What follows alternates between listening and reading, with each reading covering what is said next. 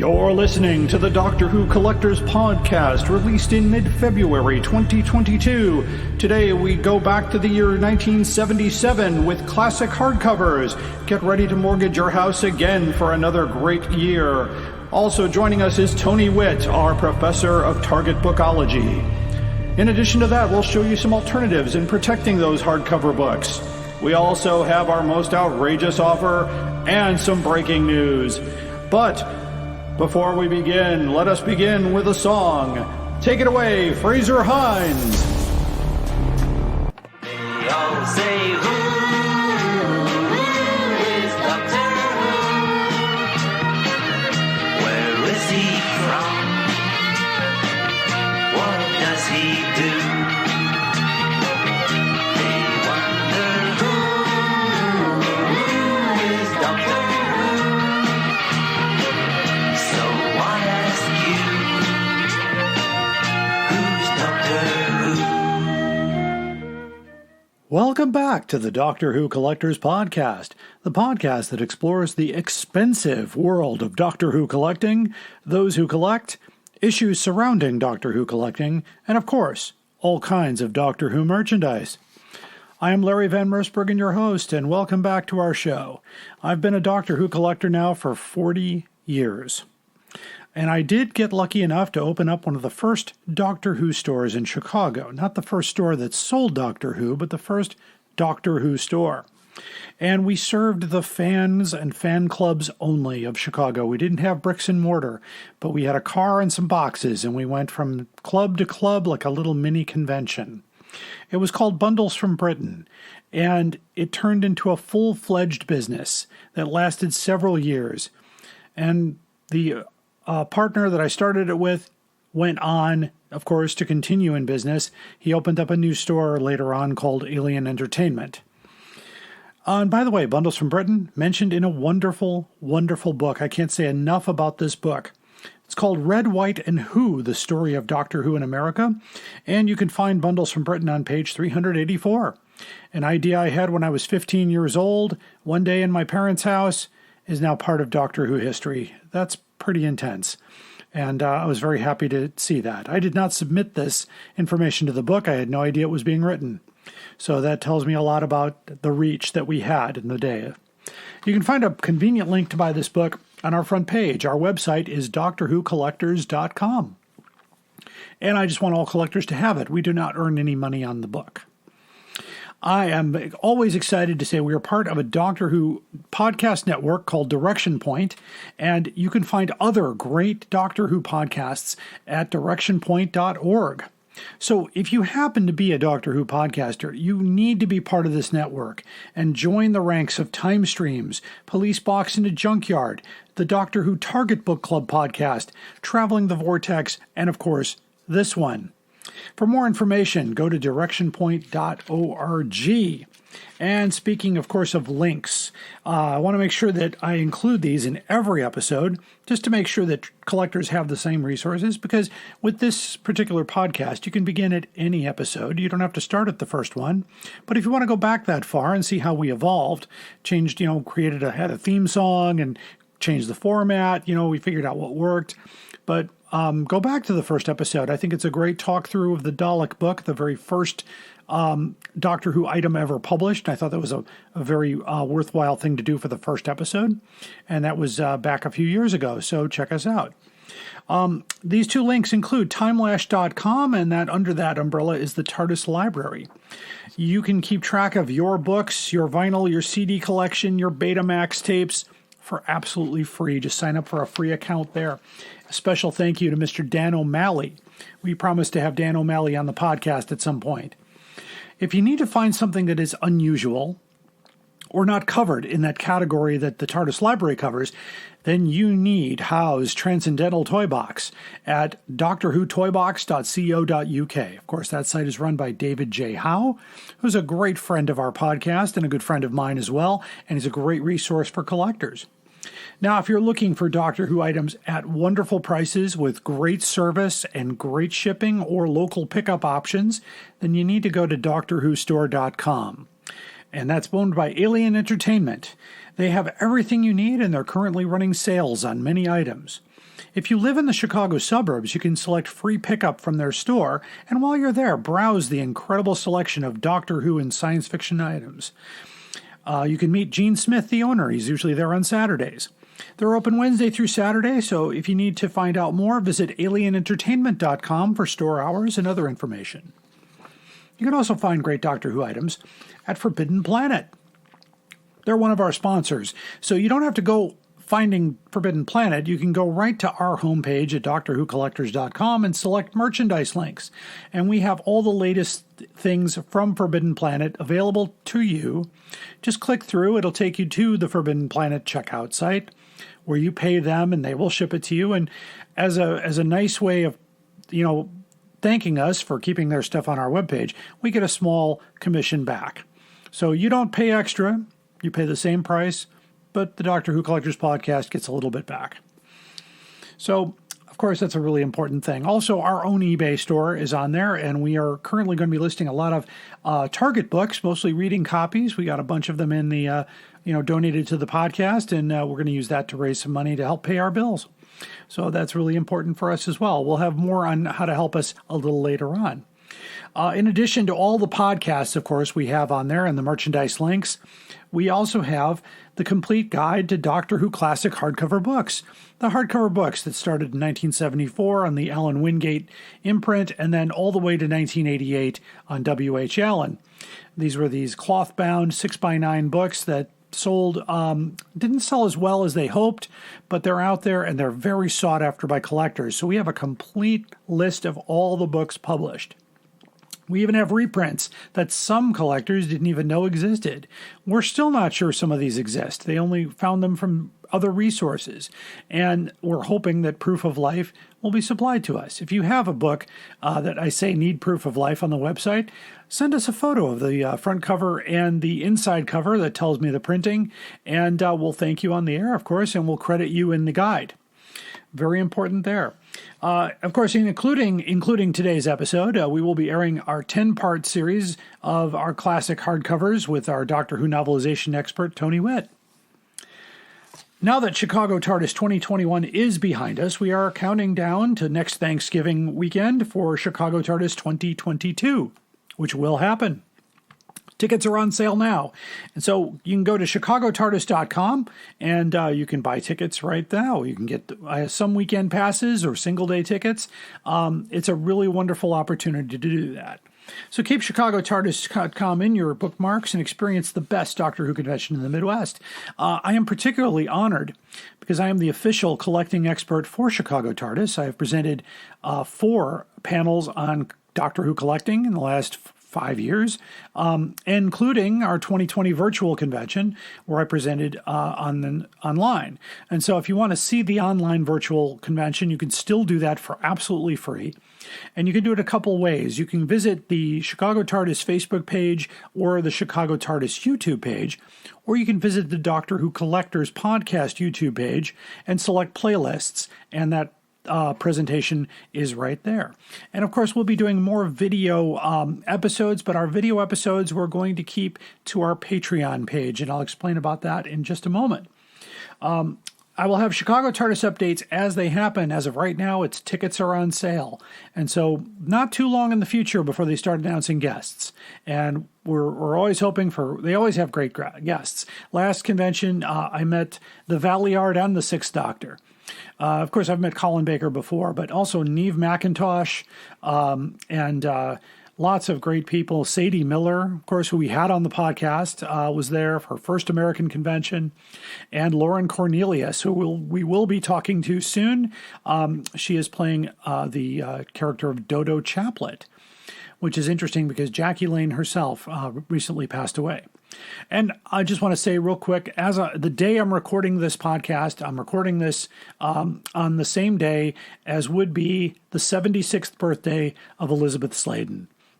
So I want to wish her a happy heavenly birthday. A special thank you to our sponsors. I've already talked about Forbidden Planet, but our other sponsor is Bags Unlimited Incorporated. We incorporate collection protection into every episode to help you as the collector protect what's important to you. If the more valuable the item, the more pricey the protection becomes. So, they don't keep the Hope Diamond in a plastic bag. They keep it in a secure location that probably costs millions to protect because the diamond itself is priceless. It's worth beyond that. Anyway, bagsunlimited.com will have everything you need for that and get most of those things there. They gave us a wonderful supply of giveaways at the Doctor Who convention this past November. We gave away a lot of things. In fact, we just gave away a free copy of David J. Howe's new book, The Who Adventures, the story behind Virgin Publishing. And we want to thank our winner there. Jonathan Ruffle was our winner. We drew names on a wheel of people who sent in. And of course, we're going to keep that tradition up with a giveaway. And so keep listening to the podcast for these opportunities to get free Doctor Who items. Another link I want to just share, speaking of David J. Howe, you can get the latest books from Telos Publications at telos.co.uk, and yes, they ship to the United States. Today's main story, of course, is we're talking about classic hardcovers of 1977. This will be the final year for the Allan Wingate imprint. Joining us, of course, is Tony Whitt, our Target Book expert and host of the Doctor Who Target Book Club podcast, Direction Point podcast. As of this taping, the podcast has finally exited the Keat of Time, and they're moving forward into the Tom Baker later years. I want to thank our patrons, of course. We do have a Patreon page. You can find it at patreon.com/Doctor Who Collectors Podcast. You can see exclusive video interviews that we do with some of our guests, including Sadie Miller, David J. Howe, and Katie Haynes, and future interviews, of course. And other video episodes that we do will be exclusively kept on our Patreon page. And you can get there by the $15 level or above. So right now I want to thank the Doctor Who Target Book Club podcast for supporting us. And you can also support us, by the way, if you don't want to go through the whole Patreon thing. Just go to drwhocollectors.podbean.com. Podbean is one of our main podcast providers. And you can become a patron at any level just by clicking the patron button. Our theme song, of course, is Who's Doctor Who, composed by Barry Mason and Les Reed, performed by Fraser Hines.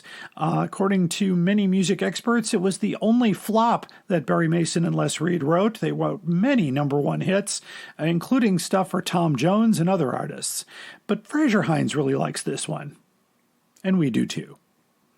You can hear this podcast, of course, almost anywhere you get your podcasts, including Stitcher Radio, Pandora, Amazon Music, Podbean, iHeartRadio, and Wisdom. However, you will not find us on Spotify. We are a Direction Point Network podcast. More information at directionpoint.org. After the break, we'll have some breaking news in the Target Book area that we forgot to include on our last episode, but we will get to it today.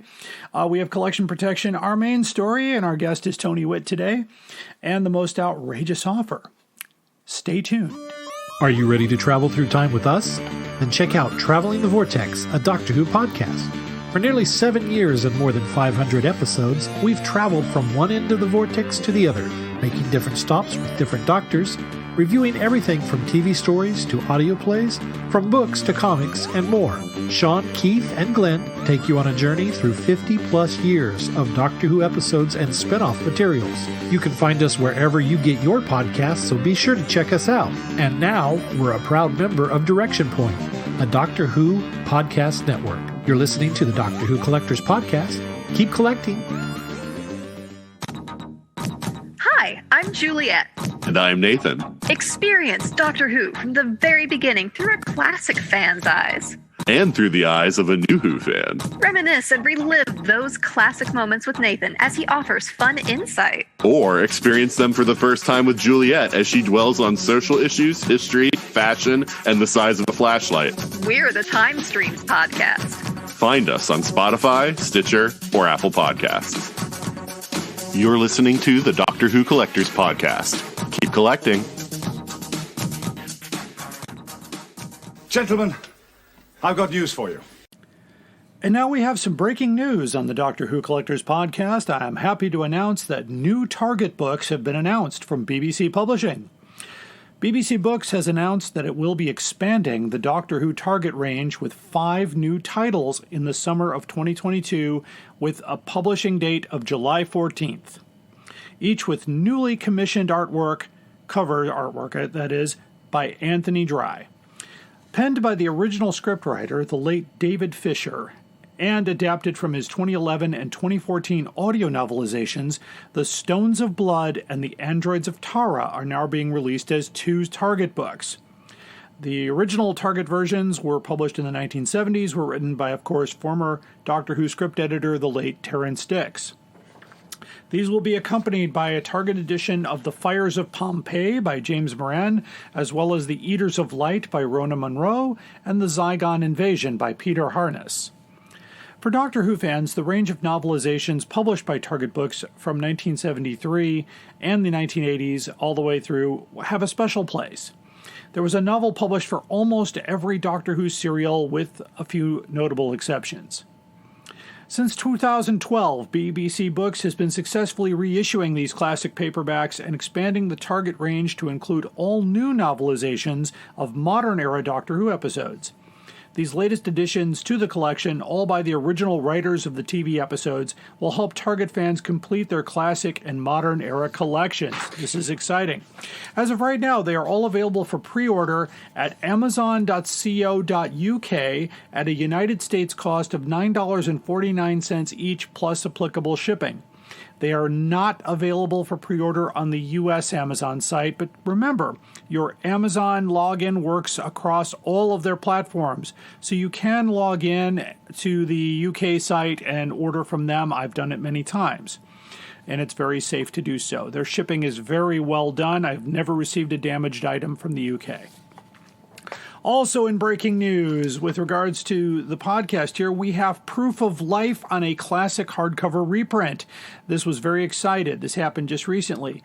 We have proof that a copy of the Dinosaur Invasion 2nd edition, published in January of 1977, has been discovered, and photos have been sent to establish the proof that it is a second print. So my special thanks to Mr. Colin Young, who had this non-library copy on his shelf.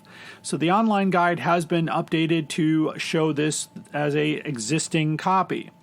If you have a classic hardcover reprint that maybe we don't have proof of life of, send us proof of life to drwhocollectorspodcast@gmail.com with proof of life in the subject heading and the photos attached with your name, and we will credit you on the guide. This has been Breaking News.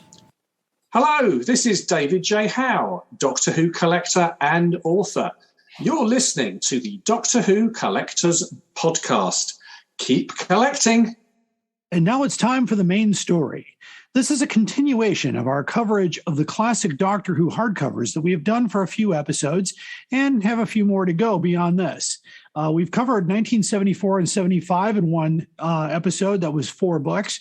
And then we covered the 1976. So those were the imprints of Universal Tandem, which used the Allan Wingate or Longbow imprint, depending on the printing. We are starting today with 1977, where it begins very strong, but ends kind of weak. So as far as publications go, a total of 17 hardcover books were published, of which 7 of them were reprints and 10 were new publications. Compared with Target paperbacks, they only had 11 published and not necessarily keeping pace with hardcover releases at this point. In addition, this is the final year that Tandem will use the Wingate imprint for all hardcovers. Beginning in January of 78, it becomes W.H. Allen or Longbow/W.H. Allen. So again, that brief history. In 1975, Universal Tandem was sold to the British conglomerate Howard and Wyndham, and the company was renamed Tandem Publishing, before being merged with the paperback imprints of Howard and Wyndham's publishing house, which was called W.H. Allen. So they became Wyndham Publications Limited in 76. During 77 and 78, the Wyndham identity was completely phased out of the publication process, and the Tandem imprint was phased out completely in 1980. And all surviving titles from that backlist were reprinted under the W.H. Allen paperback imprint Star Books. The Target imprint, of course, survived until 1993, though its later years were almost exclusively Doctor Who novelizations. And of course, anytime I mention the words Doctor Who novelization in the same sentence on this podcast, I have an order here signed by the Graxis Wardens, the Galactic Peace Commission, the Central Committee of Mondes, and the Keeper of Traken to include our resident Doctor Who novel specialist, the host and producer of the Doctor Who Target Book Club podcast, a Direction Point Network podcast, the incomparable Professor Tony Whitt. Welcome back to the podcast, my friend. Thank you, Larry, though I take issue with the idea that those groups would actually get along with each other long enough to sign such a thing. Well, they're just like Congress. They don't really do that, have any sort of bipartisan things going on. I think if the issue is big enough and they kind of overlook their differences and they work it out in conference committee, then there's a reach out there. Although it's sad to say, though, an update just came through. The Graxis Wardens are now part of the Dalek Empire. I'm sorry, Graxis Wardens. Anyway, and the sad part is they're the ones that I actually gave the bribe to. Oh, man. Oh, sorry to hear. I think you wasted your money. I did. Always do. Well, anyway, I'm great to have you here. And of course, I'm glad that your podcast is part of a wonderful network called Direction Point. So we can find out more about that at directionpoint.org. We can find great Doctor Who podcasts or even this one. So it's a wonderful thing, just to steal a line from my friend Tony here.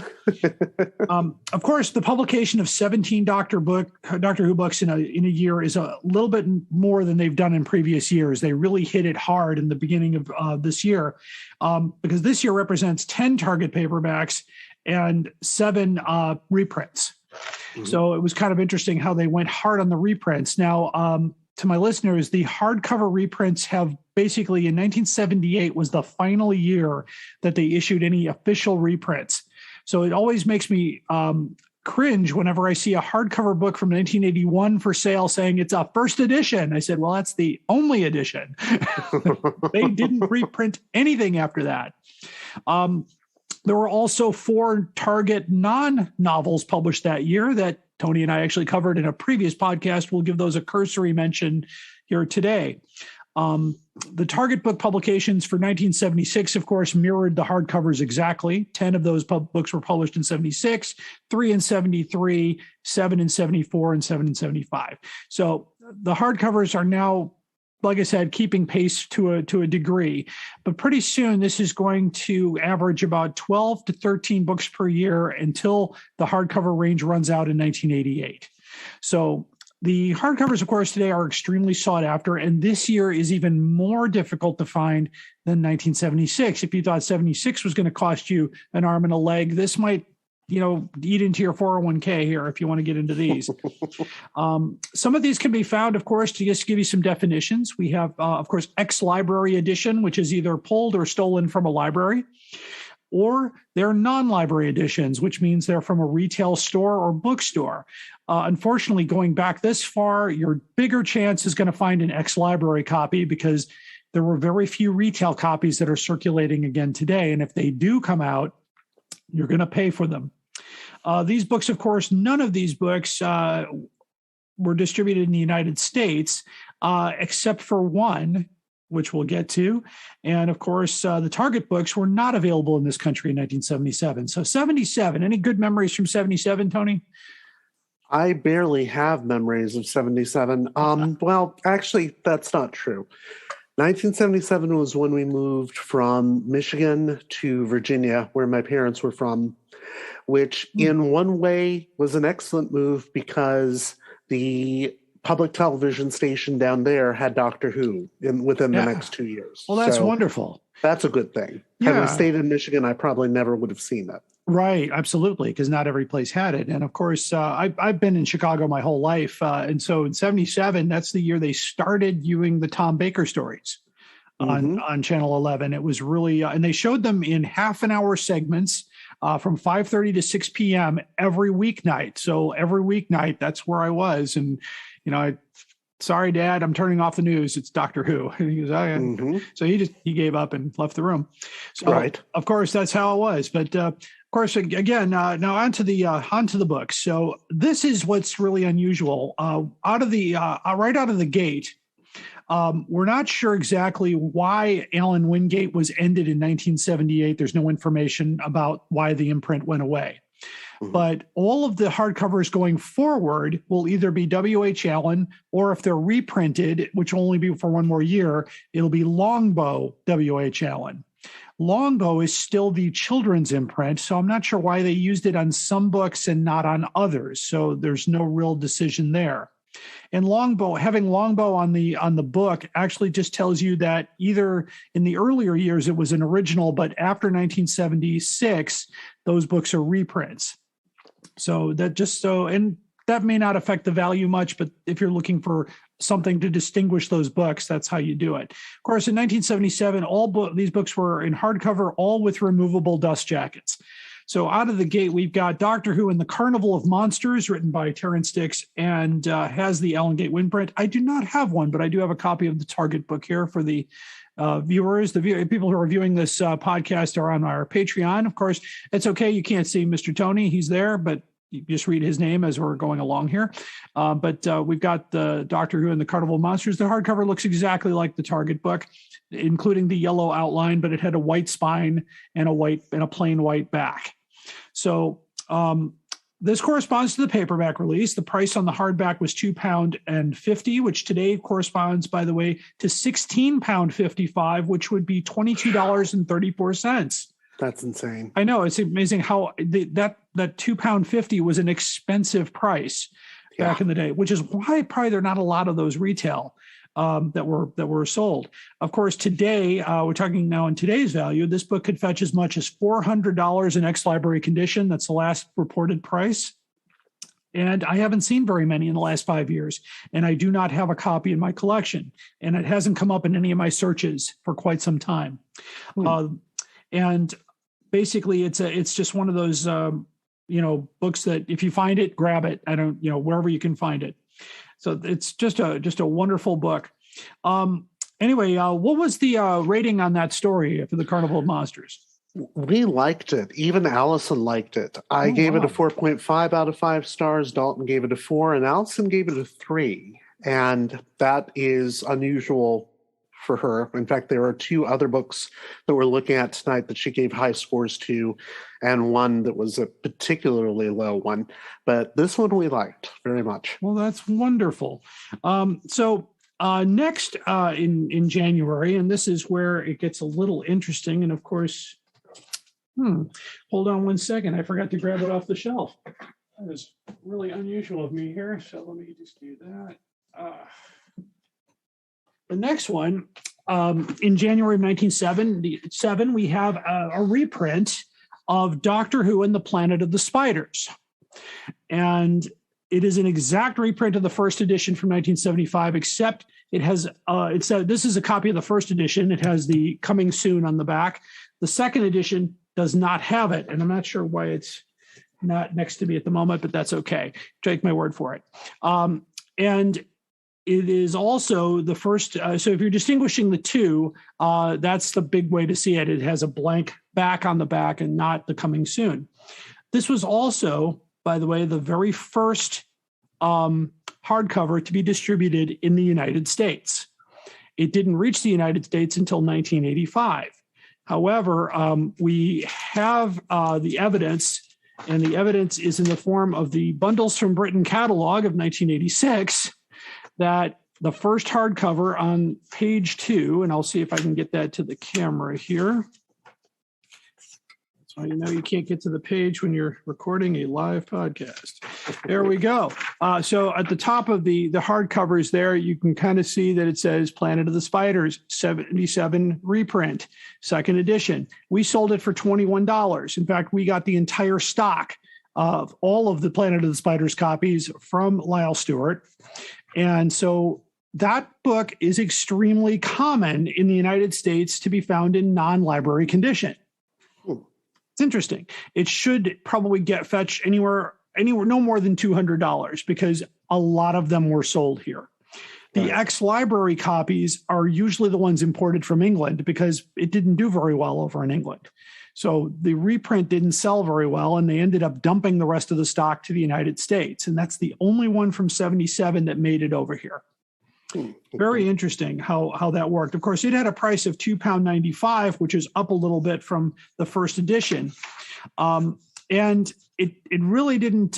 Basically, the story. Long story short, and I've told this story many times on the podcast, is when we ordered these, when we ordered our Target books, we were offered the hardcovers, and we said absolutely. And I think it was 20 boxes that got shipped of every hardcover that they sent us the entire inventory of Lyle Stewart of whatever they had. And the big punchline to this story is that we never received a bill. We called, we talked to our agent. He said, "Oh no, we got your invoice here for your Target order," because there were 4 boxes of Target books that we took to the 85 conventions, but 20 boxes of hardcovers. Nope, sorry, we don't have any record of that. Oh. We talked to Jim, and I'm sorry, we don't know who that is. So I was with Gene Smith at the time, and we kind of looked at each other and said, "Okay, I think I know what just happened here. I think they just dumped their entire stock and ate the shipping cost." So we got those books for nothing. So it's really amazing. Of course, the wholesale price would probably have been about $6 a book. So we're still talking a little bit of an investment, but we sold out of those Planet of the Spiders books by the end of the year. They were all gone because no one had seen them here. Right. What were the verdict on Planet of the Spiders as a novel? I actually don't have the. You know what? Oh, that's right. reprints. You know what? I told you not to worry about it. You know what? Anybody, if you want to figure that out, you can go back 2 ways here. You can go back to the last episode we did in 75, or you can go to the Doctor Who Target Book Club podcast and pull up the Planet of the Spiders episode and listen to it for yourself. So there you go. I'm also very perplexed that it's the only book from 1977, but my guess is that was the last of what they had in their warehouse at W.H. Allen and just sent it to New York. And the guy in New York said, "What are we going to do with all these?" Because nobody wanted them. Apparently they offered them to bookstores. They offered them to libraries. They offered them to retailers, comic book dealers. They're like, they were probably too expensive or too heavy. So they ended up shipping the whole lot to us. So, and also to go along with that, next in 77, and a lot of books came out in 77, Doctor Who and the Three Doctors supposedly got a second edition, just like Planet of the Spiders. I have never seen one. However, I don't doubt its existence because of the Planet of the Spiders being out. There's no doubt in my mind that they would have done that as well. So if you do happen to have this edition in your collection, it's a second edition, do me a favor, take a picture of the cover and the inside page and give us an email at drwhocollectorspodcast@gmail.com so we can add it to our hardcover guide. And if you haven't visited that, it's at drwhocollectors.com. Click on the official hardcover guide, and we've got all of the classic hardcovers listed in publication order, including some reprints and some reprints that are still rumored to exist and some that have had proof of life given to us. So if you're looking to fill out your collection, that's the definitive checklist. At least it will be until David J. Howe writes a book about it. So there you go. And now this is what, and now back here, the next one, of course, is a reprint of Doctor Who and the Loch Ness Monster, which now rumored to have a third printing. Remember, we talked about 2 printings before. This is the 3rd edition, and to my knowledge, the only hardcover that would get a 3rd printing. The information comes from the unofficial Doctor Who book guide by Chris Stone, and it's only rumored to exist. So there's no information. I can't even base a price on it because I've never seen it. We can only assume from what we know that it was a dust jacket with a Wingate imprint and a blank back cover, possibly at £2.95. With the same kind of cover as it was before. So if you have one of these, again, shoot us an email. Next, another reprint in January. We're still in January. They reprinted a rumored reprint of Doctor Who and the Dinosaur Invasion. So we can only guess that it comes again with the same blank cover and imprint, and that's it. There's no other information I can tell you about that. Again, the unofficial Doctor Who book guide by Chris Stone lists this as a reprint. So again, now we get to another book in January. This is a busy month for them. I mean, they printed a ton of books. Now, this one we can confirm. This is a copy of a second edition of Doctor Who and the 10th Planet. It does exist because I have one. Here's the first print. Here's the reprint. And here's how you know the difference. The first print has the coming soon. The second print has a blank backing. So this kind of leads me that even though these are rumored, a bunch of these were printed. And this one has a 2.95 price on it. And it does say on the inside page, second impression, 1977. So this one I came across a few years ago. It was about $100, so not too bad. It's in really nice shape. It's an X library. Exact same cover as the first edition, except for the side imprint still says Wingate, but it's the back cover that you need to look at to tell you if you've got a first or a second. So that was really interesting to find that. Let's see, also available. By the way, they moved the also available from the back cover to inside the book. My guess is it was cheaper to print it on the newsprint than to print it on the dust jacket, because having definitely. When you've got a color cover and you're doing those wraps, I mean, I was in publishing. I remember the minimal you could do on those, the better. Also they share the same ISBN number. The second edition today, I know I paid for it years ago, but probably could fetch you about $400 in X library. I've never seen a non-library edition. The first edition, of course, can fetch a little bit more if you can find one. So that's also that book did not make it to the U.S. for distribution. It would have been nice if it had. That would have been a nice addition to have over along with the Planet of the Spiders. So next, we've got more reprints. It is a rumored, we're still in January, everybody, if you're still paying attention. They produced second editions of Genesis of the Daleks and Revenge of the Cybermen together. Again, I've seen no proof of life of those, but with 10th Planet being there and Planet of the Spiders, I'm leaning towards probably.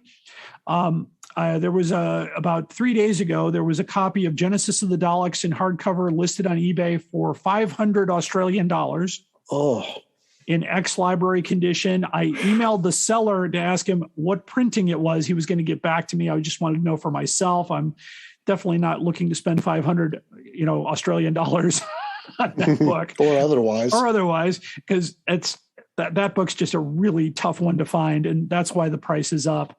So it's definitely, if you're willing and you want to dip into your savings for that, go for it. But that's these copies, by the way, if these copies exist, they will fetch at least 500 Australian dollars is the starting price, but some of them have gone as high as 1,000. So the secondary market, regardless of printing and sometimes regardless of condition. So that basically completes the January run. Good grief. Which was crazy. It was just full of reprints. Very, very, but in February of 77, we get one book. Doctor Who and the Seeds of Death, released on the Allan Wingate. I do not have one, but this is what the Target book looks like there, the Seeds of Death. This is a second printing. And it shows to have a price of £2.50, which is slightly below, or possibly $2.95. We can't really verify it. Book was written by Philip Hinchcliffe and corresponds to the same month that the paperback was released. The last time it sold anywhere, it fetched about $620, and it was an ex-library condition. So I've never seen a copy in my hands. I've only seen a picture. So what was the official verdict on the Seeds of Doom, Tony? We did not like the Seeds of Doom. In fact, we have made jokes about how much we do not like Philip Hinchcliffe's writing over the last, how long have we been doing Key to Time? 5 months? 5 months, yeah. Gosh. Because they released the Key to Time books sequentially the year that they released them. You'll eventually get there. Yes. And they were followed, unfortunately, by Keys of Marinus, which he also wrote. I gave it a 1.5. Dalton gave it a 2, and we had Jenny Ingersoll and Eric Gulbranson on that time. And Jenny gave it a 0.5. Wow. And Eric gave it a 2. We did not like that book at all. Okay. Interesting that. And just a side note, of course, if you listen to my last episode, I had Sadie Miller on the podcast, and she said that was actually one of her favorite stories to watch. As far as a thriller, it had some terrifying scenes. and she thought that was a really, especially with her mother, the way she was such a wonderful actress, was portrayed in that. But well, the thing about that is that the televised story is one of my favorites, and I even said that in the podcast. It is not one of my favorite books. Gotcha. That tells you what happens when you have a bad author doing a novelization. Absolutely. And like I said, I encourage my listeners to go deep into that. You should have the Doctor Who Target Book Club podcast on your subscriptions, but definitely as far as that goes, and I'm an avid listener as well, some of the authors really did a horrible job when other authors did a really good job, or even improved the story. If it was a bad televised edition, they made a better book. So it goes, I know it goes that way. So now we're kind of getting close to one book per month, but it does fade towards the end of the year. So my guess is sales did not, I'm guessing they overreached their budget in January with all those reprints. But we go to March of 77 and we get Doctor Who and the Dalek Invasion of Earth by Terence Stixx. And I do have one of those. So there it is, a nice hardcover edition of that. It says Allan Wingate on the imprint, just Wingate, which was interesting. This is a first edition. This was discarded from the Dorset County Library for 10p. Wow. I don't remember what I paid for this. I've had it a long time. It wasn't 10p. 10 pence? Yeah, it wasn't 10p. I can tell you that. No, much. I didn't pay 10 pence. I wish I had. And of course, the wonderful jacket by the late Chris Achilleos. Just one of my favorite pictures of the Roboman and the Dalek kind of glowing in the background there, and it's just a wonderful copy of the book, and it matches the Target edition with slightly different coloring. This is the 9th printing of this copy, by the way. They did a lot of them, and by the way, you can tell on the Target books. By the way, if you're looking, if you see on the back and it has the USA price on the back, it's not a first edition. Because they weren't distributed here right away. And of course, at the time, the U.S. price was $2.95. So that still felt like a lot. Which did, and especially in some, my first Target book when I bought that in '81, it was $4.80, which was kind of steep. But I still have that book too. It was a copy of The Day of the Daleks. It was the 4th printing. Really cool stuff. The Dalek Invasion of Earth in hardcover could fetch about $400 in ex-library condition. I've seen many copies floating around, so you might be able to even negotiate. I've never seen a non-library condition copy at all. If you do, you'll pay a lot more. So I know this is an old one from your podcast. So how did this story? How did this story line up? Well, interestingly enough. 3 of us loved it, and 1 person did not, and it's kind of odd. I gave it a 4 out of 5. Dalton gave it a 3.75 out of 5. Sheena, who was still part of the podcast at that point, gave it a 3.75. And Allison, who had just joined the podcast, gave it a 1.75, thereby ensuring her reputation as a hard ass on our podcast. She's since gotten better. She's gotten much better, but she didn't like that book. She thought that we were meant to give it a score out of 5 stars when compared to all of literature. Oh, wow. So Shakespeare would be a 5, and I guess Shades of Grey would be a 1. Okay. So Dalek Invasion of Earth came in at 1.75. So slightly better than Shades of Grey. Oh, or 50 Shades. Yeah. Wow. How about that? Oh, yeah, 50 Shades of Grey. That's right. I never read the damn thing. I haven't either. And by the way, listeners, if that's your thing, find the other podcast that handles that. They do exist. They do exist, and this is a family friendly program. Listen to. By the way, I'm in 3 countries. I found out today. So this is. I've got 4 listeners in France. Oh, so Vive la France. Yeah, Vive la France, and oui. Thank you. That's all I got. Also, just a quick footnote here. There is a rumored second printing of Dalek Invasion of Earth on what appeared to be the Wingate Longbow imprint, which I'm doubting. It probably be Longbow W.H. Allen. That supposedly happened in January '78 absolutely no proof that it happened, including information from W.H. Allen. But this was also listed in one of the unofficial Doctor Who guides. So, like I said, if it does exist, great, but I'm casting a doubt on that. And of course, we go basically to April, we get 2 books. So this is a really good month for that, both on the Wingate imprint. The first one I do not have, but it is Doctor Who and the Arkanspace by Ian Marter. There's a copy of the Target book. This is a 5th or 7th printing. I couldn't remember, but it's the same cover, a very difficult to find hardcover. The other one is Doctor Who and the Claws of Axos by Terence Stixx, and that one I do have. That's a beautiful picture on the front cover. Same imprint here. It says Allan Wingate at the bottom, which is a little different. The earlier ones just said Wingate. Blank back cover. The same on the inside gate here. They've got a Terence Stixx biography. On the other side is what the back cover would be on the Target book. So just to kind of compare that, and it's the same information, same cover. I've got a first edition Claws of Axos. They did reprint this one with a different cover later on. And so those 2 books came out in April. Arkanspace, very hard to find. Not sure why. And we're not sure why that Target actually released Arkanspace on May 10th. So they waited a whole month on the paperback. We're not sure why there was a delay. I know that both books were priced at £2.50. My copy of Claws was actually discarded from the Surrey Library. And I think I remember I got it in 1986 for $20. And Arkanspace, I've got a quick story about the Arkanspace. There was a seller on Facebook offering a hardcover edition of the Arkanspace. And one of my podcast guests that's on here, David Russell, I don't know if you know him, Tony, but he is from Scotland, and he actually bought the book. And then I asked him, so how was it? And he wrote me back this really long message that said how disappointed he got it, because it turned out not to be the actual book. It was a fan-made book. So, and he paid a lot of money for it. So he actually he did get his money back, and the seller took it back. I don't think the seller understood that he didn't have the real thing.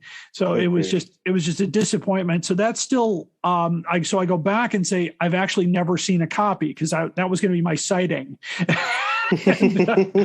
So no, I have not seen a copy of Arkanspace in hardcover, but the same month. But Claws of Axos, there's actually one on eBay right now, and the current bid is $288. So in this condition, so I was pretty close. I was saying expect to pay about $400. You might even get lucky at $300 if that book, it might rise still. It's in the exact same condition as this one. It's an ex-library condition. Actually, mine's slightly better. I do remember a few years ago at Chicago TARDIS, I had this one with me for whatever reason, and I ran into John Levine, and I pulled this out of my bag, and he just said, "Oh, God, that's old." And he would know. Oh yeah, he was there. He was in it. And Katie Manning said this was one of her favorite stories to film.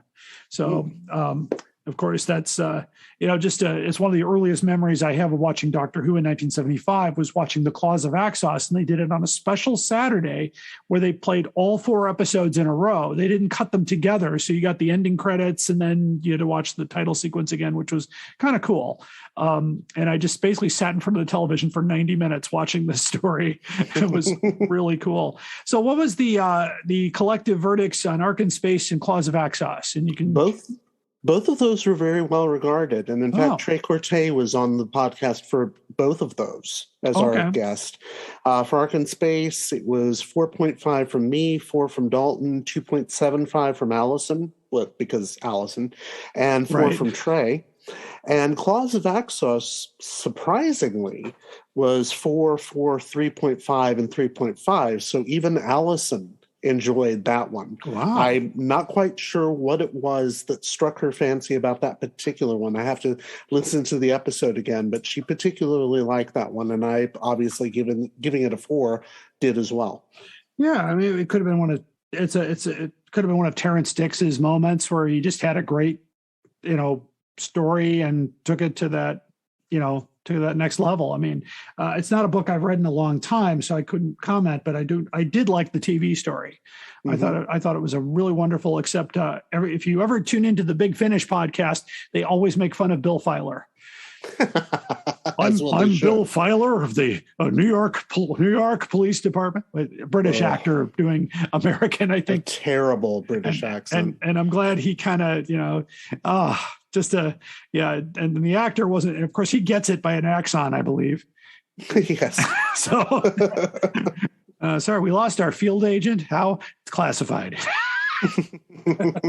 He died of a terrible accent. He had a terrible accent. Accident.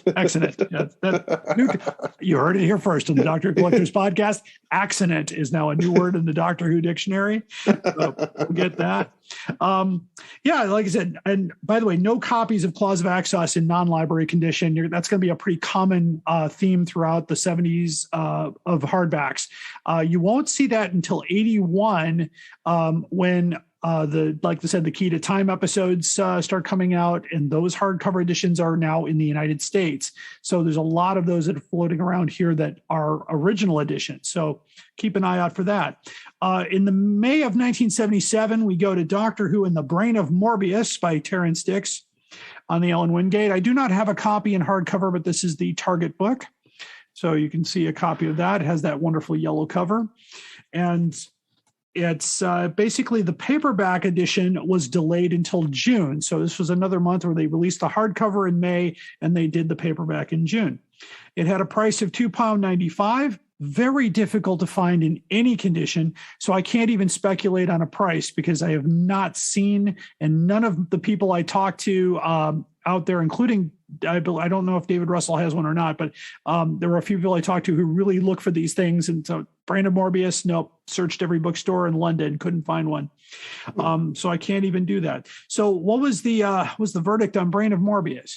That was loved across the board. In fact, that has the highest ratings of any of the books we're looking at tonight. I gave it a 4. I gave it a 4.25. Dalton gave it a 4.25, and Jenny, who was on the podcast that night, gave it a 4.5. So that has one of the highest averages of any of the books we've looked at. Fantastic. So if you're looking for a great Doctor Who read, pick up a copy of The Brain of Morbius. I know you can find a Target copy for as little as $2, or at Alien Entertainment, they've got them for at least $3 to $5. So definitely something to pick up. Now, for some strange reason, we skip an entire month. Nothing came out in June. So we go to July of 1977 for Doctor Who and the Planet of Evil by Terence Stixx. I do not have an original copy. This is the reprinted Target book with the neon logo, just so you can get a look at the cover. The cover art's the same for the most part, except for the logo. And it was on the Allan Wingate imprint by Terence Stixx. And the pages stick together. That's when you know you're on a live podcast. Then I'm talking about, and thank you for being here. Oh, wait. Again, for some reason, the Target book was delayed until another month later. So we don't know why that was. So the price of the hardcover was £2.95. Again, extremely difficult to find in any condition. I've never seen one.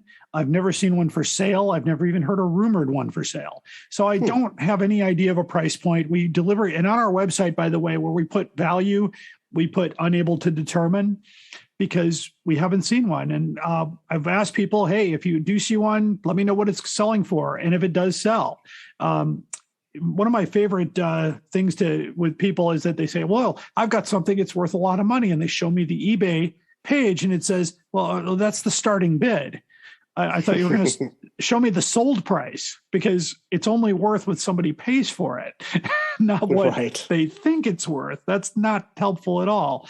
But quick note, though, before I go any further, that on the day we're actually recording this podcast, which is January 20th, it happens to be Tom Baker's 88th birthday.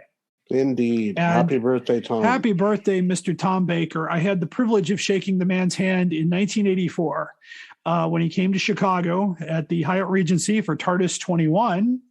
when I was, it was before I was a dealer. I was just a participant with my other Doctor Who club fans, including Mr. Gene Smith and Robert Wettendorf and a few other people that we went to this convention and waited in line to see Tom Baker. And it was definitely worth the wait. Just a wonderful guy. And of course, at the end of the convention, when they brought all the doctors on stage, Tom Baker was reluctant to get on the stage with Patrick Troughton and John Pertwee.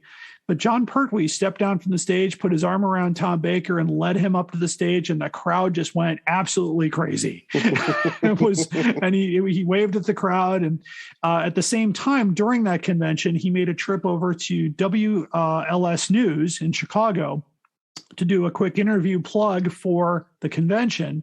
And the funny thing is, they picked a guy who never heard of Tom Baker to interview him.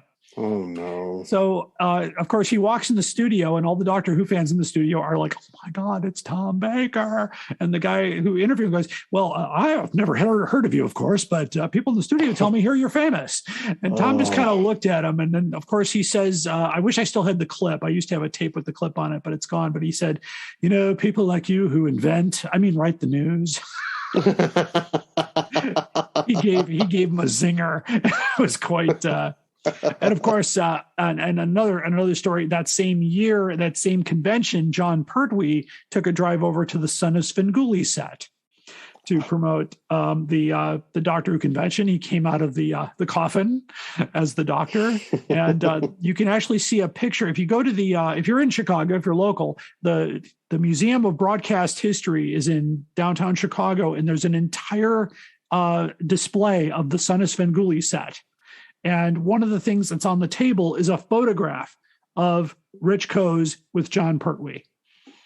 So one of those rare moments that you can find that. But anyway, Tom Baker at 88, by the way, he's still recording Big Finish stories. He's still playing the Doctor. And I believe he's if I'm right, and correct me if I'm wrong, he's the only Doctor to reach the age of 88. Yes. So, I mean, John Pertwee died a little younger. I know Patrick Troughton died a little younger. And I believe, I think the only one older than him is William Russell, and he's 94. Right. So fantastic. So again, we go to, we skip again here. No hardcover releases. Oh, I'm sorry. I jumped the gun here. What was the verdict on the Planet of Evil? Only slightly less good than the previous one. Planet of Evil is 3.5 from me, 3.5 from Dalton, and a 4 from Jenny. So it's one of those rare occasions where the guest actually liked the book better than we did. Oh, okay. Interesting. But not by much. We really love that book. Oh, the Mutants. And I actually like the TV story. The Planet of Evil. Oh, Planet of Evil. Excuse me, I like the TV story minus the cheap effects. Yeah. I thought it was a really wonderful story and kind of had a little bit of a resemblance to flash forward to the Satan Pit, yes, where they're trying to get away from the planet and they keep getting drawn back. Mm-hmm. Because in Planet of Evil, they're trying to take the antimatter away from the planet, but the planet said, no, you can't do that. You have to bring it back. And it's a really wonderful story. Just a really nice television story for Tom Baker and Liz Sladen. Next, we got, by the way, no hardcover releases in August or September. They took 2 months off. Guys, just do it. I don't know what's going on. Yeah, I guess all that reprinting in January really hit the budget. I can only imagine that they were like, we got to take a little break here. Let sales catch up a little bit. But we wait until, and again, there's no reason given for that delay. We just assume that it is sales related or they were on other projects. I even tried to find any Allan Wingate prints for that month, and there's nothing. So nothing out there. So we wait again until October of 1977, so just in time for Halloween, for Doctor Who and the Mutants by Terence Stixx. And here's a copy of the Target book. I do not have one in hardcover. So this is, of course, by Terence Stixx on the Allan Wingate imprint. The Target was released in 1977 as well. So again, here with the hardcovers and the paperbacks, they're not keeping pace. So this book came out in September, and it took till October to get the hardcover out. So it's starting to, the breaks are starting to come up. And like I said at the beginning of the podcast, towards the end of the year, it gets very weak. So I'm not sure exactly what's going on there. I have never seen a copy of the Mutants in hardcover. I know it does exist for that matter, because that's on the publication list and it's on all the official lists. But I couldn't give you a price because I don't know of any of them that have sold in the last 10, 15, or even 20 years. I've never seen a copy. What was the verdict of the Mutants? Well, it wasn't very weak, but it certainly came close. Allison and myself both gave it 2.5, and Dalton gave it a 3. So we weren't wowed by that one. Okay. Not quite down to Seeds of Doom level, but certainly not too far above it. And that's a story I used to have vague memories of that one when I was a child, because I just remember the opening scene where they get the sphere and go into the TARDIS. And then of course I've seen the whole story since then, but I do remember seeing it as a child on TV. And just I used to gosh, that's why I do this now. Right. So October was a busy month though. So they actually did one more in October, Doctor Who and the Deadly Assassin by Terence Stixx, and ta-da, I do have one. So this is a wonderful copy. It is an ex-library, but it is in really good, tight condition. Like you can still hear the binding kind of crack when you open it. It's really nice.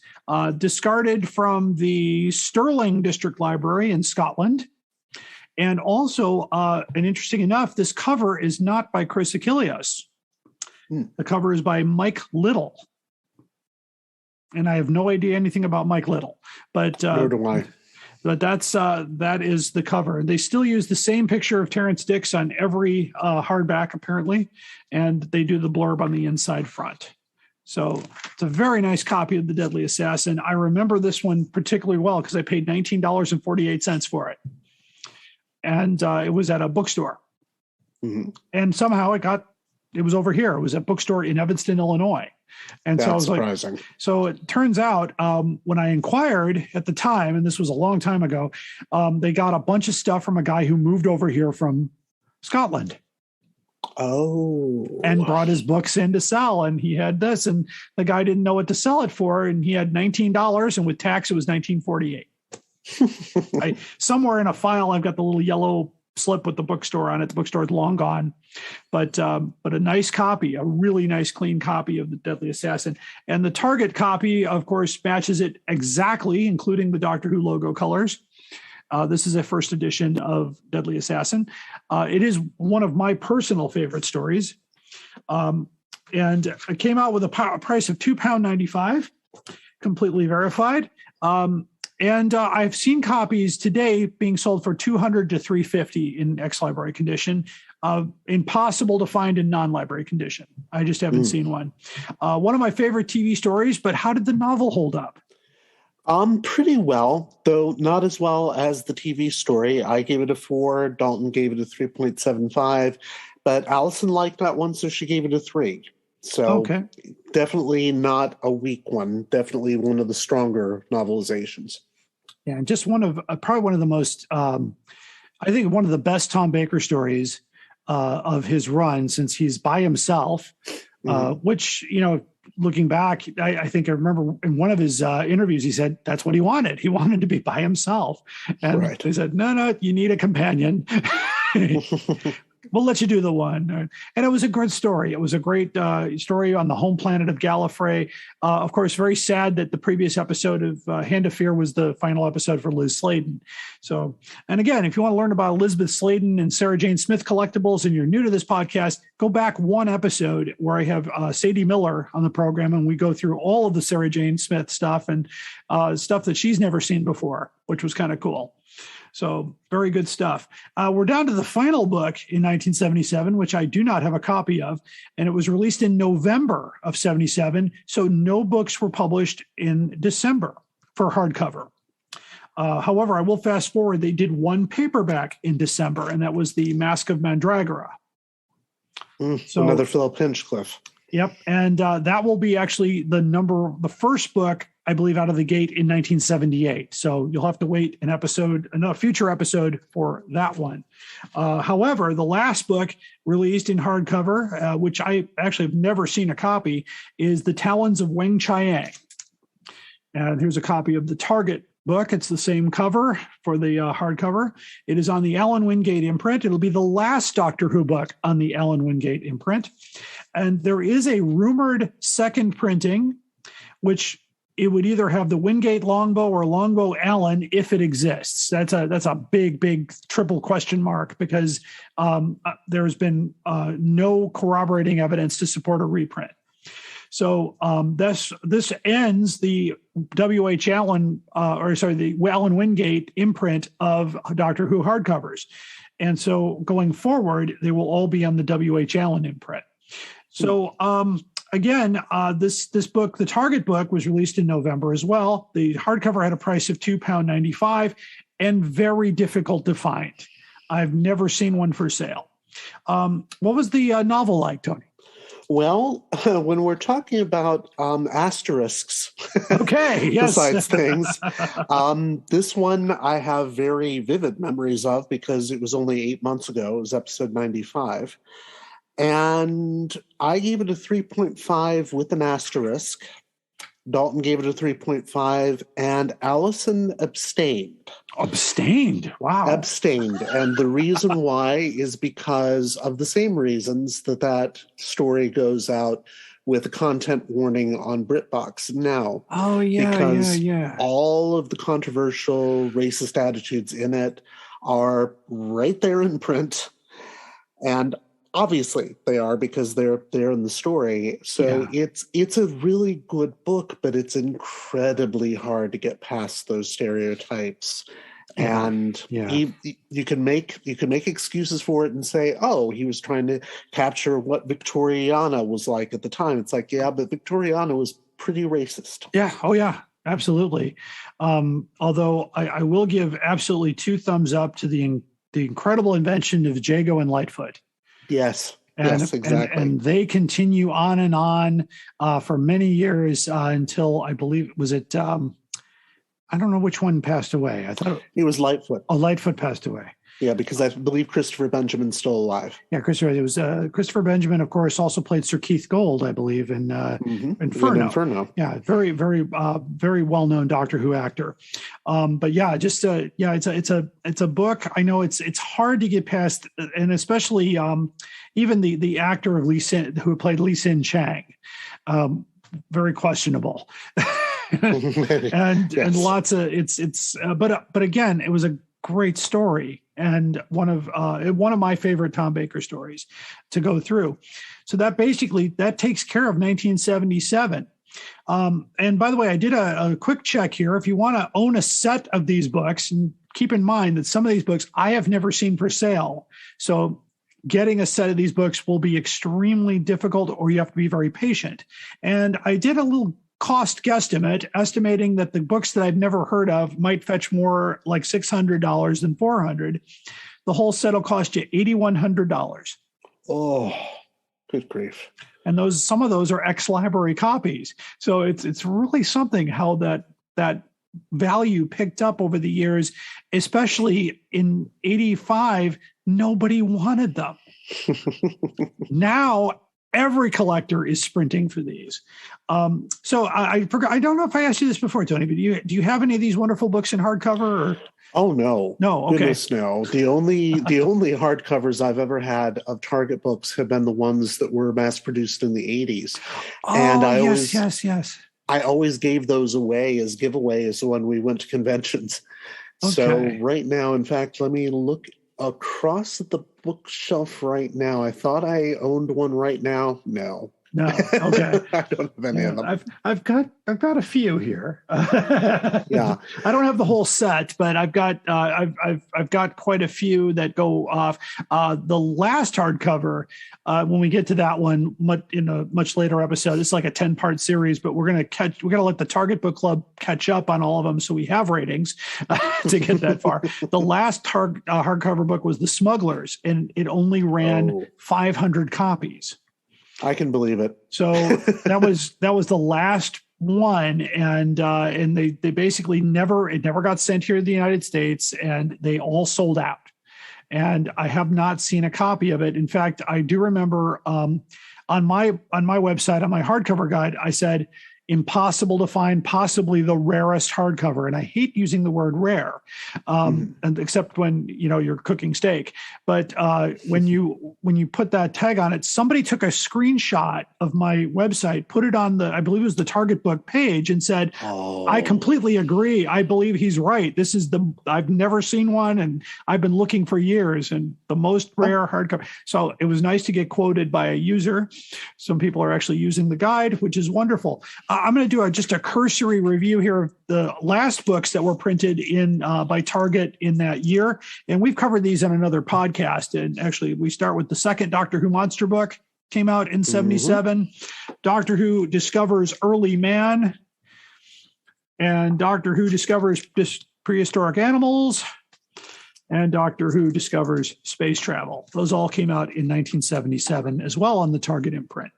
So it was quite a year for them, but I'm guessing that the year ended kind of lackluster. But although 78 comes out, but no more big reprints. I'm not sure why they went to reprint 7 books in 1 month. Probably because Doctor Who discovers low sales. I think so. When we were talking about, I know in that other podcast we talked about included the cookbook. Yes. And I had a chance to ask Sadie Miller about Elizabeth Sladen's recipe. And it was like this cauliflower cheese. And she said she had never had it. So okay. So I said, well, I told her that Gary Downey basically was bothering and bugging these people to give him a recipe. So my guess is she probably took a recipe card out and said, here, go away. Yeah, I imagine that lots of people reacted to Gary Downey that way. Oh, gosh. So a lot of the, if you're doing a search on eBay for these hardcovers, put in Doctor Who hardcover, Allan Wingate, or just Wingate, or Longbow, and sometimes those will come up, and you can save that search, and they will actually do an email. You can also try Abe's books, but don't get your hopes up there. Not very many of those old hardcovers are on Abe's books because a lot of those bookstores have sold out of them and they're not carrying them or they don't have them. So the other place too is to keep an eye on Facebook groups such as the Target Book page. My good friend Dale Santos often gets good deals, and he'll have a table at Gallifrey One. So if you're going out to the convention, check his table out. He might have a few of those. So beware of price gouging, of course, as well. Those of you, actually, I should mention the previous episode to this actually hasn't, as of this taping, hasn't aired yet. I have a conversation with David J. Howe about the New Who Adventures book he just did.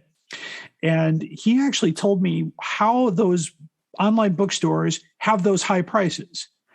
And so it's a really interesting way that these bots work around, where you're actually looking at a price of a book.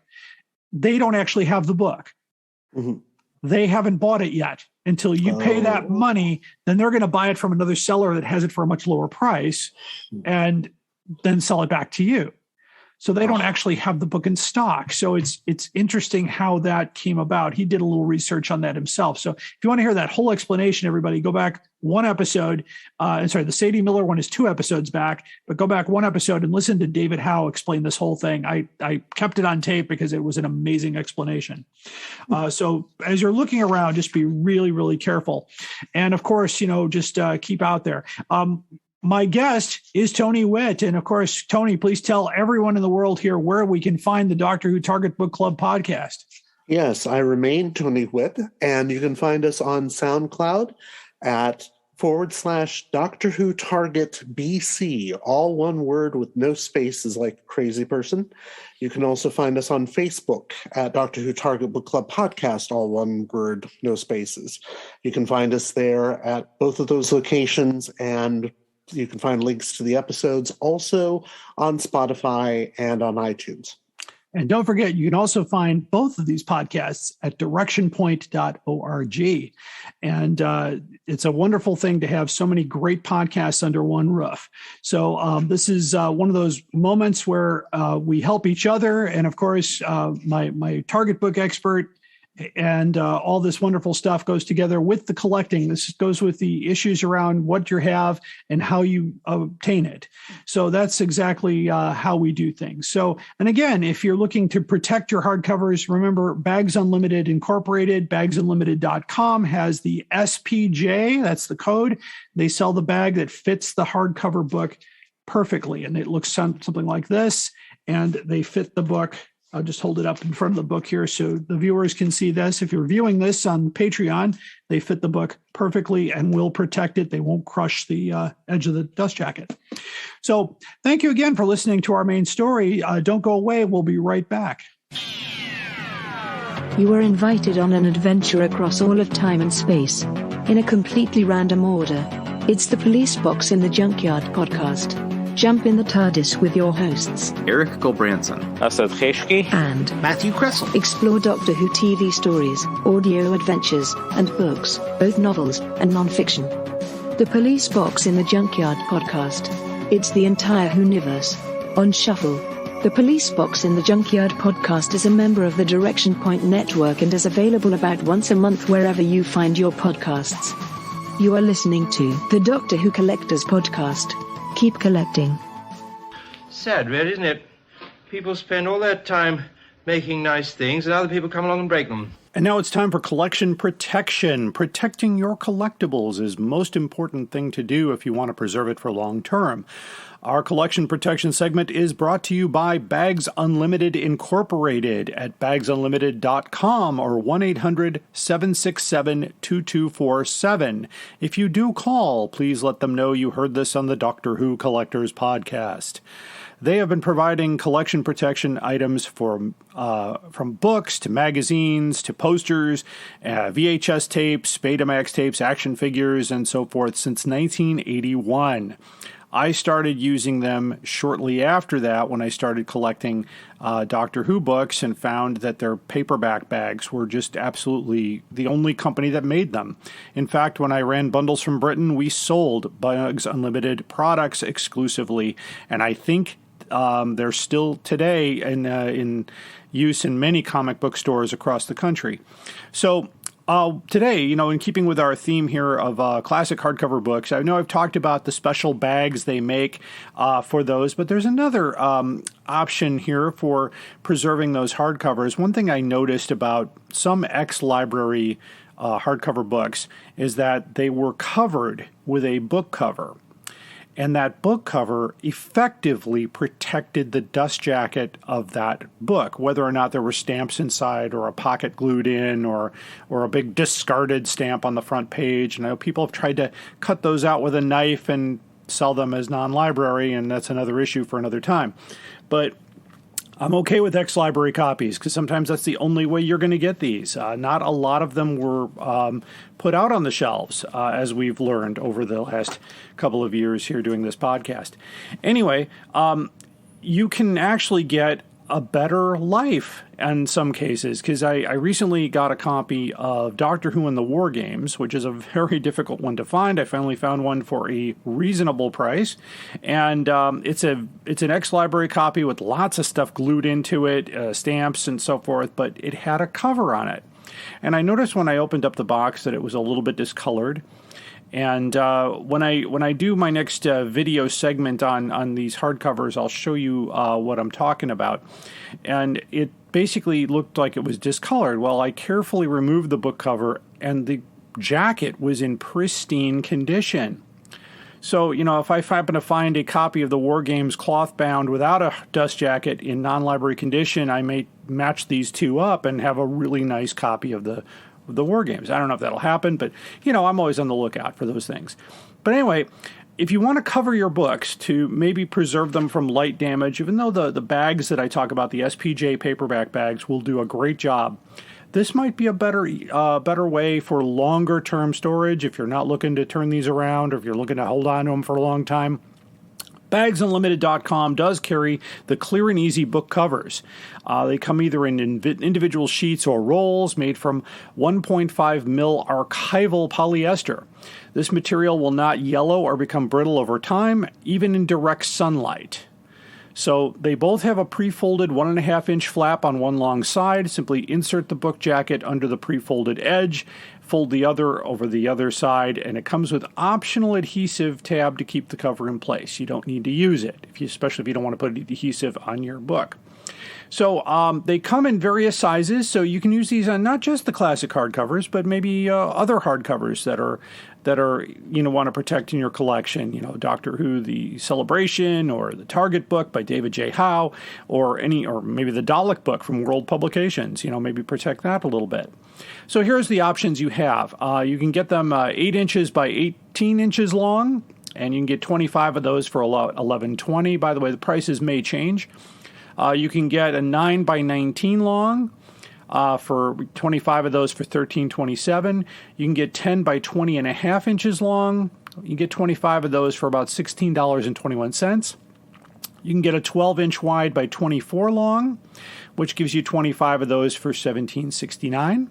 Or you can get a roll of these, 10 inches wide by 300 feet, and you can just cut them to match. And they're simply slip the book jacket in, and then you can trim it to size, and you can get one of those for $81.38. That might be your best bet because that'll cover more books.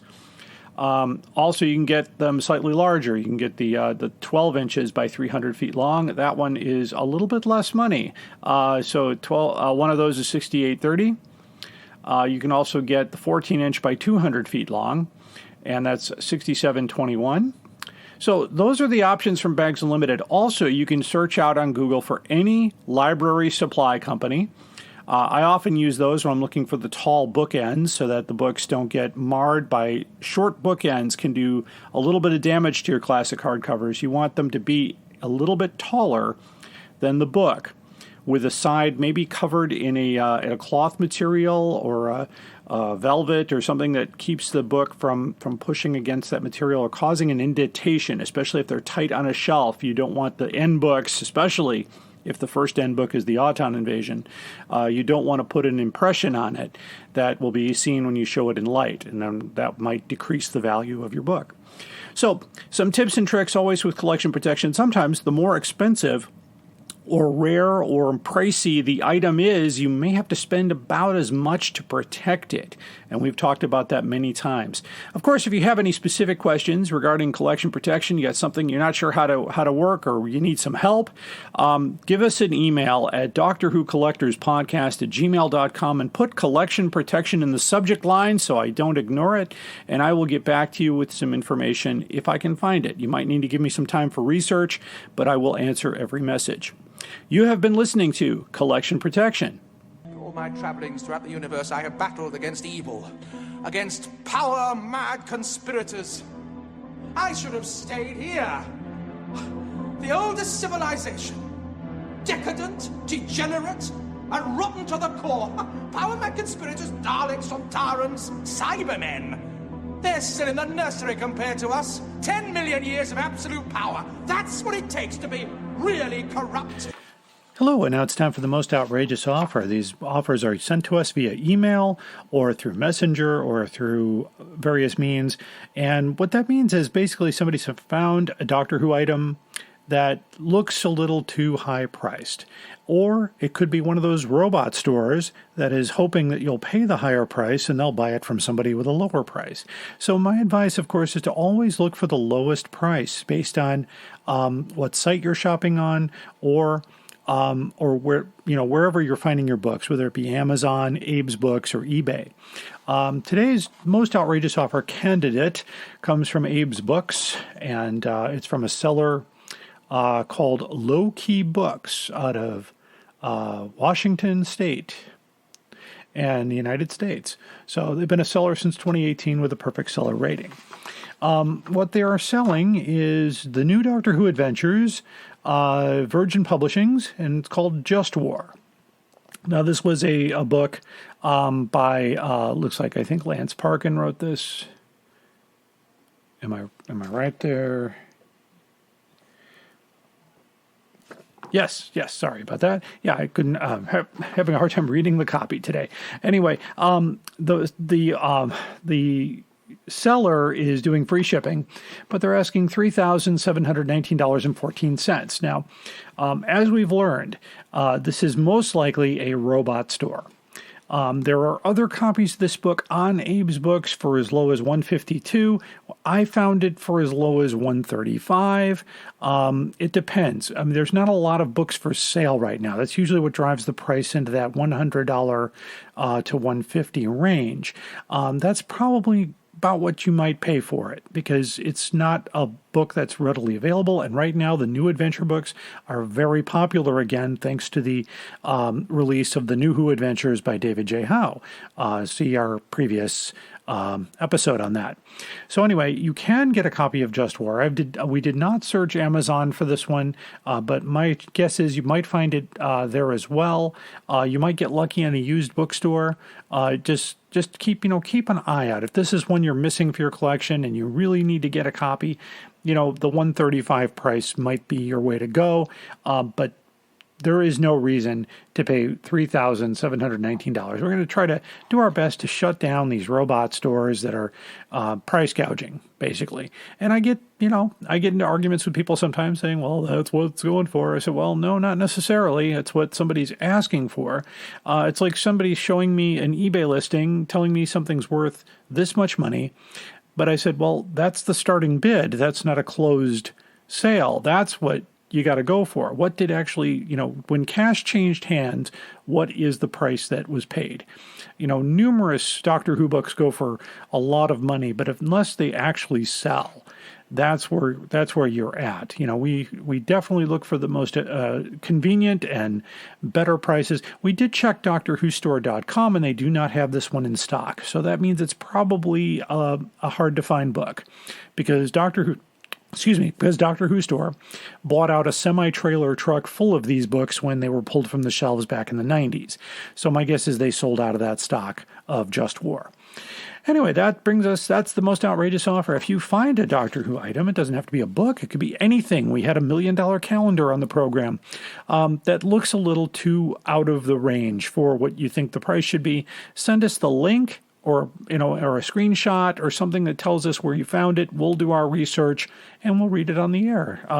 The person who sent me this has asked me not to read their name, so we will respect that. Anyway, thank you again for listening to the Doctor Who Collectors Podcast. That wraps up this episode for today. I want to especially thank my guest, Mr. Tony Whitt, who is our Doctor Who novel expert. He is the host of the Doctor Who Target Book Club podcast. You can find that out there along with our podcast almost anywhere except for Spotify. So join us pretty soon. We've got a few other things coming up. I don't exactly have the next one planned out yet, but we've definitely got some good stuff planned for you down the road. Anyway, this has been the Doctor Who Collectors Podcast, produced by myself and part of the Direction Point Network. Keep collecting.